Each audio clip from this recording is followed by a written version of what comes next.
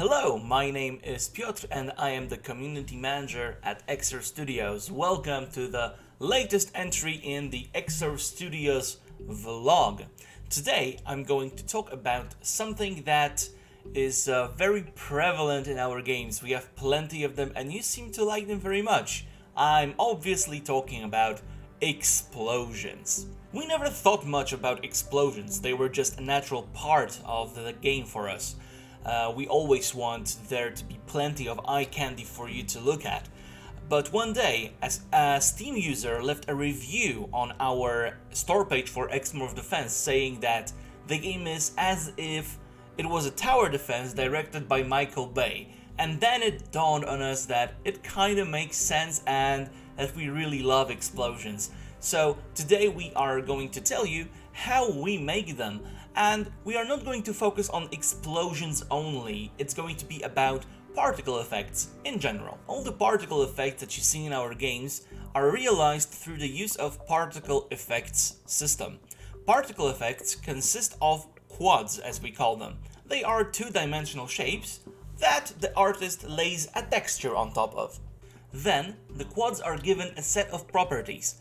So for example, they can be given transparency, you can set how they will behave in relation to other quads, and you can specify where they are going to be spatially in relation to other textures.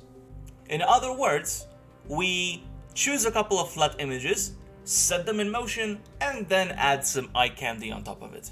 Now, in order to pick the perfect texture to do the job for you, you need to know what you want to really achieve. There are several types of textures that you can use. I'm not going to go into much detail, but I'm going to just name a couple of types that we use. So we mainly make use of emissive textures. So these are textures that appear as if they were emitting light, and they can also blend with other textures. We also make use of refract. These are special textures that distort the area around them. With the use of refracts, you can get effects such as the vibration of air when it's very hot, or a shockwave. When we're not working on explosions, we also use alpha blend textures. They do not fake emitting light, they do not distort any image around them, they simply blend with other textures in the vicinity. Every individual particle effect consists of many sub-effects, and in reality they can go into hundreds.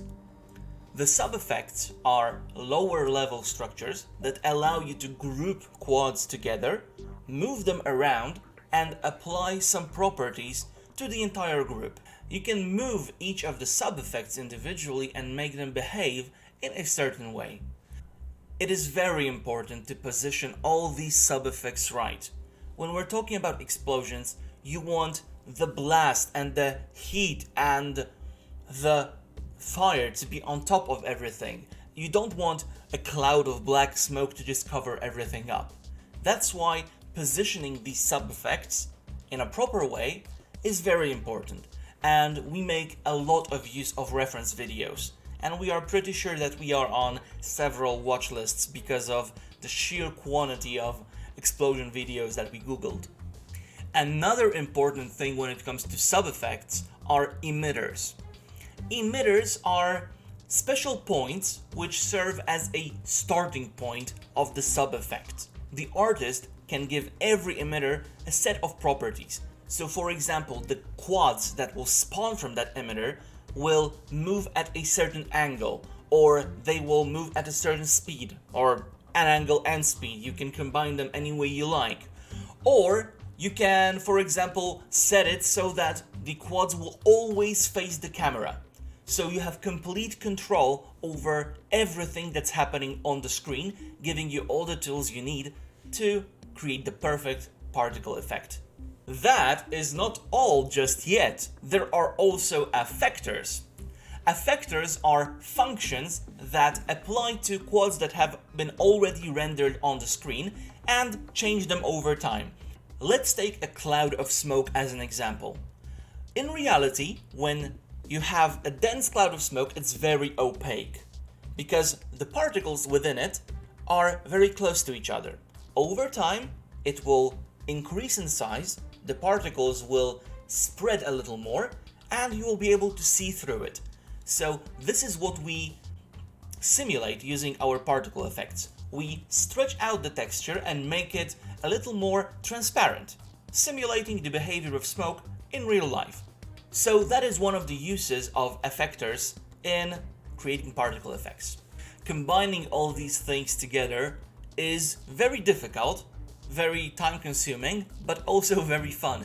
When you have an effect that consists of thousands of quads and you look at it in the game and say, yeah, that's it, that's when you feel the real satisfaction of it. So this example, the nuclear explosion from the Riftbreaker, it consists of exactly 1042 quads. Yeah, that is a lot of quads. Single explosions, bullets, splinters flying around, dust, smoke, it's all fun, right? But in order to achieve the real level of visual polish that we strive for, we need to combine them into sequences. Most objects that you see in EXOR Studios games can be either damaged or destroyed during regular gameplay. Now, the smaller objects, such as trees or mushrooms, they have a perfectly healthy state and the dead state when they are just smashed into pieces. There is nothing in between them. If we are talking about even bigger entities, there is a big chance that it's also going to feature destruction levels. Destruction levels are certain thresholds that we use to trigger effects. So, for example, the headquarters in the Riftbreaker. It looks different when it's at 100% health, 75%, 50 or 10. With each level, more smoke and fire starts breaking out and parts start flying off. This system is not exclusive to buildings. Creatures that you fight will become more bloody and wounded as the fight progresses and they lose health. The purpose of all this is to give the player feedback that something is wrong with the building or the creature. We want you to know that you've hurt something or that something has hurt you without just relying on the traditional green health bar. There are usually several levels of destruction hierarchy, you can call it, that trigger with each destruction level. When we hit such a threshold, physical parts are spawned. Each of the physical parts have their own set of properties, such as weight, size, buoyancy, friction, you name it. And they behave exactly as they should, thanks to physics. In order to give it all a sense of consistency, the parts that spawn from a certain object, let's say HQ for simplicity's sake. So the parts that spawn from the destroyed HQ are given the texture of the HQ itself, so you can see that they came from that building directly. What is important, the parts don't just appear and fall on the ground. No. They are pushed out with force away from the object. This force is randomized, with the only consistent factor being that they are pushed away from the object. So the debris falls a little bit different every time. This way you can't really predict what will happen and which direction the debris will start flying when you destroy the object. When we reach a certain level of object's destruction, we change the material on it to reflect the damage that it's taken. So you start seeing cracks, you start seeing fires break out, wires being exposed. To make it look all realistic and consistent, we apply particle effects to individual places on the model. So wherever there is a vulnerability that we can see, we add an effect to make it more believable and more realistic. This requires us to manually set up points where we can attach those effects. Each attachment has its own ID. Now the great thing about this is that we can trigger all of these attachments, all of the effects attached to these points individually and in sequence. So, for example, when you destroy a boss in x-morph defense, or when you destroy a headquarters in the Riftbreaker, the effects will spawn exactly in the way they should, because we ordered them to do so.